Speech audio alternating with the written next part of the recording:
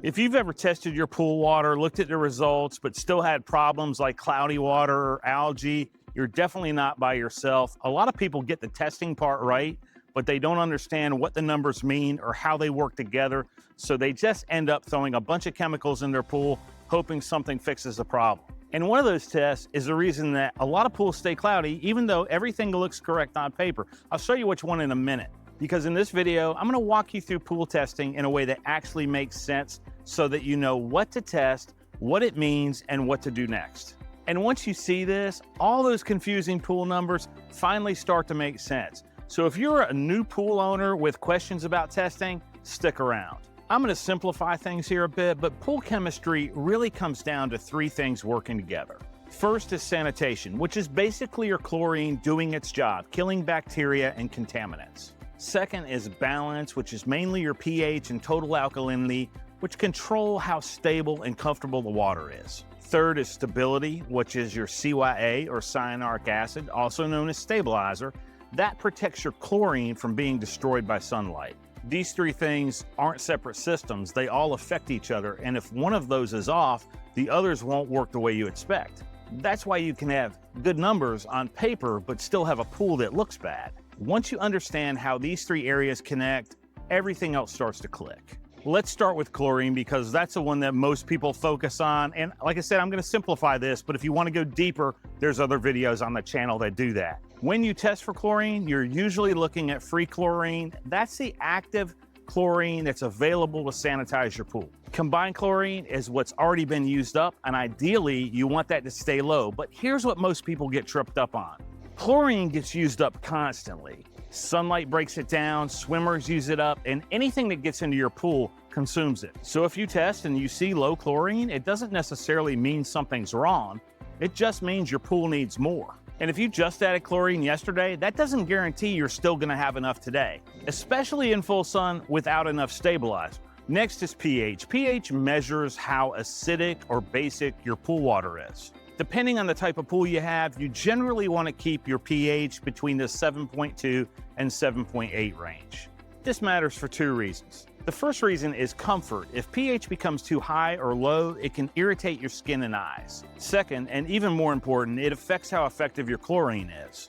As pH rises, chlorine becomes less effective in its active form, although maintaining proper chlorine levels based on your CYA is what's really important. Also, pH tends to drift upward over time, especially in pools with a lot of aeration or higher alkalinity. That total alkalinity is where a lot of the confusion comes in, and the easiest way to think about alkalinity is that it stabilizes your pH. It acts like a buffer that slows down how quickly pH changes. If your alkalinity is too low, then your pH can swing around wildly and become out of control. And if your alkalinity is too high, then your pH will continue to drift upward even after you lower it. This is one of the reasons why people get stuck in a cycle of constantly adding pH reducer. They fix the pH temporarily, but the underlying alkalinity just keeps pushing it up. Now, for most pools, a general target range is going to be 60 to 120 parts per million, but the exact ideal level can vary depending on your pool and setup. Now let's talk CYA. This is one of the most misunderstood parts of pool chemistry. This is the one that I mentioned earlier, that test that makes everything else look right on paper while your pool still stays cloudy. Think of CYA as a sunscreen for your chlorine. Without it, chlorine burns off fast in the sun.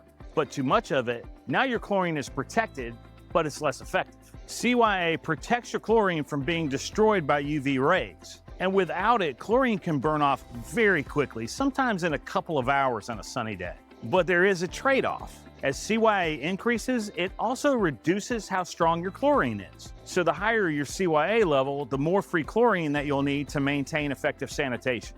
And this is why you can't just say, I keep my chlorine at 2 to 3 without knowing your CYA level. Those numbers only make sense relative to stabilizer. So for most outdoor pools, a typical CYA range is 30 to 50 parts per million, though some systems like saltwater pools may like it a little bit higher. If your CYA gets too high, then your chlorine will become less effective, and the only practical way to lower it is by partially draining and refilling your pool. Now I want to talk about why testing can sometimes feel inconsistent or confusing.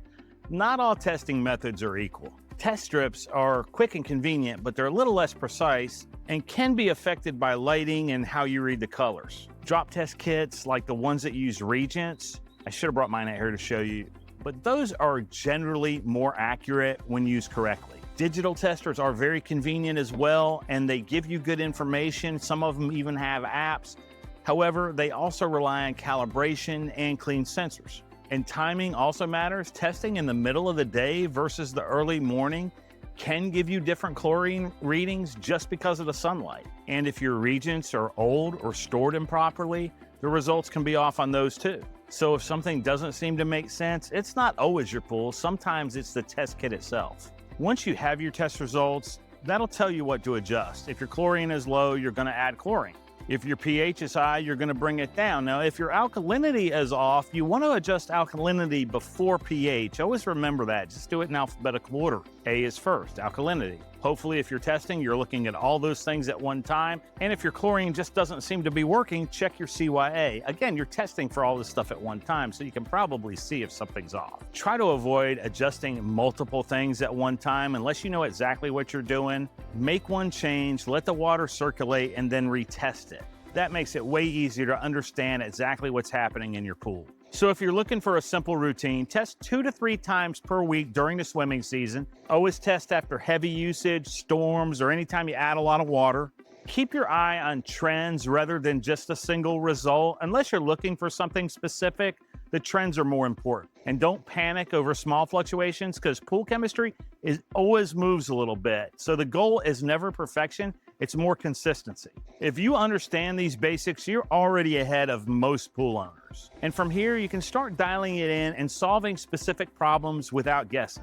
And if you want to understand pool chemistry on a deeper level, I have videos right down here that'll show you how to adjust each one of these things step by step so there's never any guessing. If you want your pool truly dialed in, those are worth watching.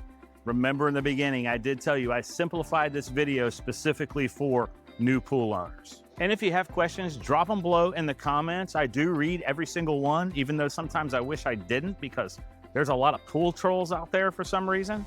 But I promise, if it's a legitimate question and not just somebody telling me that I'm talking too much, I'll try and answer you.